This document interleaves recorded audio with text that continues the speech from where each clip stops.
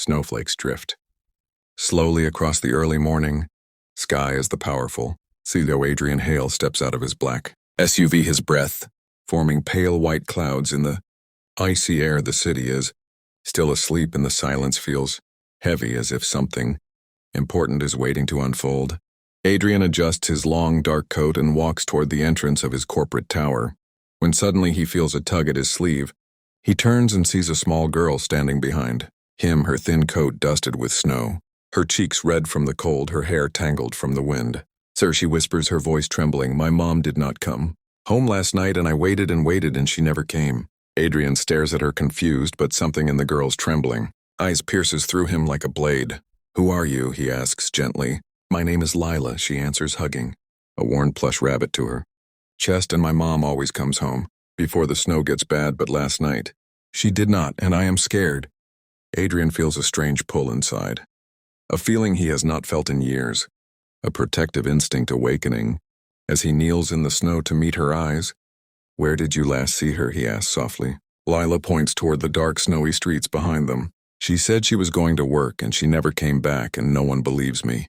The wind howls around them as Adrian hesitates, then nods, rising to his feet. "Show me," he says, and the girl reaches for his hand. Adrian walks beside Lila through the empty early morning streets, his expensive shoes crunching through the thin, icy layer on the ground, and every step echoes with urgency. Lila leads him to a narrow alleyway behind an old brick building where faint light flickers from a broken street lamp, casting long, eerie shadows. "My mom works at the diner at the end of this street," Lila says, her voice barely audible. "She never stays out late unless something is wrong." The cold bites at Adrian's face as he studies the area, noticing boot prints in the snow leading toward the woods behind the alleyway. "Did your mom mention meeting someone?" he asks. Lila shakes her head tightly. "No, she only said she had to pick up extra shifts because we need the money, and that she would be home in time to tuck me in." Adrian feels something twist inside him, a memory of his own mother leaving for work when he was young, always promising she would return before night came. He feels a heaviness settle on his chest. "We will find her," he says firmly. They walk toward the diner, its windows frosted and dark, the neon sign flickering weakly. Inside, only a single employee is sweeping. "We are closed," he mutters without looking up. Adrian steps forward. "We are looking for one of your workers, Lila's mother." The man freezes, then lifts his eyes slowly, and there is fear in them. "She did not come to work last night," he whispers. "I thought she was sick, but then I heard someone asking about her, someone I have never seen before." "Who?" Adrian asks, his voice deepening. A shadow moves outside the frosted window as if someone is watching them. Adrian senses the tension thickening around them like the snow-filled air. The diner worker steps closer, lowering his voice as if afraid the walls themselves might be listening. "They came around midnight," he whispers, "tall men with dark coats. They asked for her by name, and I have never seen them before." Lila grips Adrian's coat, her small hands trembling.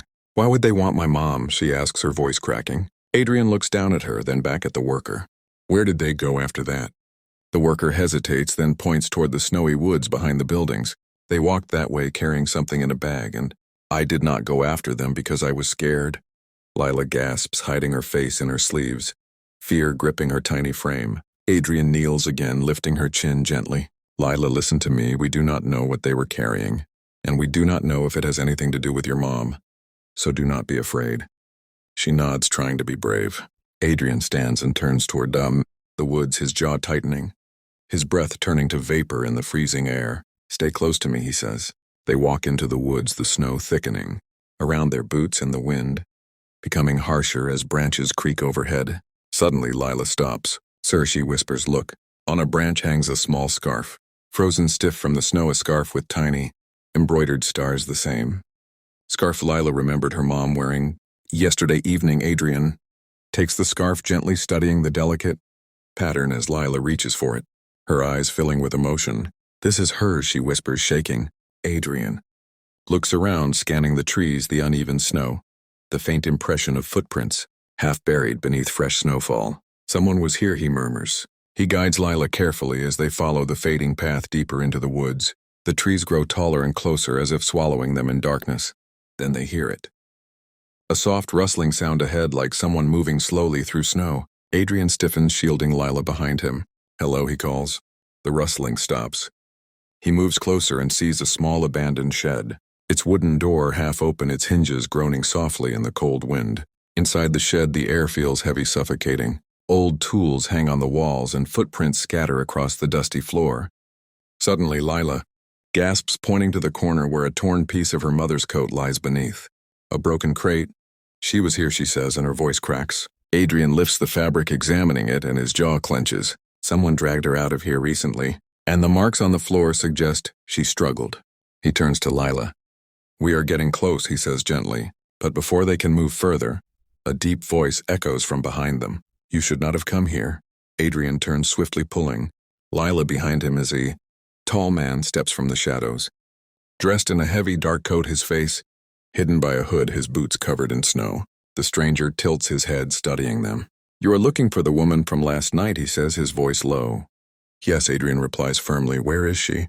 The stranger steps closer, the snow crunching beneath his feet. "She was asking questions," he says, questions she should not have asked. Lila trembles, her voice rising. "She did nothing wrong. Please tell us where she is." The stranger pauses, staring at the little girl, and something shifts in his expression, but only for a moment. "Your mom found something she was not supposed to see," he says, "and now others are after her." Adrian narrows his eyes. "Who are those others?" The stranger does not answer. Instead, he pulls something from his coat and tosses it onto the snow, a small silver locket. Lila falls to her knees, grabbing it. "This is hers," she whispers. The stranger steps back into the shadows. "If you want to find her, follow the tracks leading north, but be warned, they know you are looking." Before Adrian can speak, the stranger disappears into the dark woods, leaving only the sound of the wind. Adrian lifts Lila into his arms as the snow thickens, turning the woods into a white maze. Lila clutches the locket to her chest, tears mixing with the cold air. "I can feel her," she whispers. "I know she is alive." Adrian nods. "We will find her." They follow the tracks leading north, weaving between low-hanging branches that seem to shiver under their weight of snow. Then they see it. A small cabin at the edge of the woods, smoke rising from its chimney, faint and thin like a warning. Adrian sets Lila down. "Stay behind me." They approach the cabin, and Adrian pushes the door open. Inside, the warmth contrasts sharply with the freezing woods. The room is dimly lit, and papers lie scattered across a wooden table, maps, files, photographs. "What is this place?" Adrian murmurs. Lila steps forward, her eyes scanning the room until she stops in front of a photograph pinned to the wall. "Sir," she whispers, "that is my mom." Adrian moves closer. The photo shows her mother standing outside a warehouse, unaware the picture was being taken. Another image shows the same men, the diner worker, described carrying boxes marked with strange symbols. Adrian's eyes widen. She must have discovered something dangerous, something they wanted to hide. Then a creak echoes from above. Footsteps. Someone is upstairs. Adrian signals Lila to stay back as he slowly climbs the creaking wooden stairs, each step groaning under his weight. The upper floor is dark except for a faint glow from a single lamp at the end of the hallway. The door behind it hangs partially open. Adrian gently pushes it. Inside, he sees a woman sitting with her back turned, her hands tied to a chair, her hair messy and wet from melted snow. Lila's voice breaks the silence from behind him. "Mom." The woman lifts her head slowly, her voice weak. "Lila." Before Adrian can untie her, heavy footsteps thunder behind him. He turns and sees two men in heavy coats blocking the staircase. "You should have stayed out of this," the taller one growls. Adrian positions himself between them and Lila's mother, his voice deep, steady. "She is coming with us." The man smirks. "Not alive." He lunges forward. Adrian dodges the first man's strike, grabbing a nearby wooden chair and blocking the blow, the force sending vibrations through his arms. Lila screams for her mother, who struggles desperately against the ropes. The second man charges at Adrian, knocking him back against the wall, the impact shaking dust from the ceiling. Adrian fights back, grabbing the man's coat and slamming him into the banister, but the structure cracks dangerously under their weight. In the chaos, Lila slips past them, running to her mother, trying to untie the ropes. Despite her trembling fingers, one of the men notices and reaches for her. Adrian roars with a burst of strength, tackling the man before he can reach the little girl. The room fills with the sound of struggle, heavy breaths shattering wood and the distant echo of wind howling outside the cabin. Then the floorboards beneath them creak ominously, threatening to give way any second. Snow drifts through cracks in the walls as if the storm outside is trying to pull them in. Lila clings to her mother, whispering, "Please hold on, we are going home." And in that moment, as everything shakes and danger closes around them, the cabin seems to tremble with the weight of what will happen next.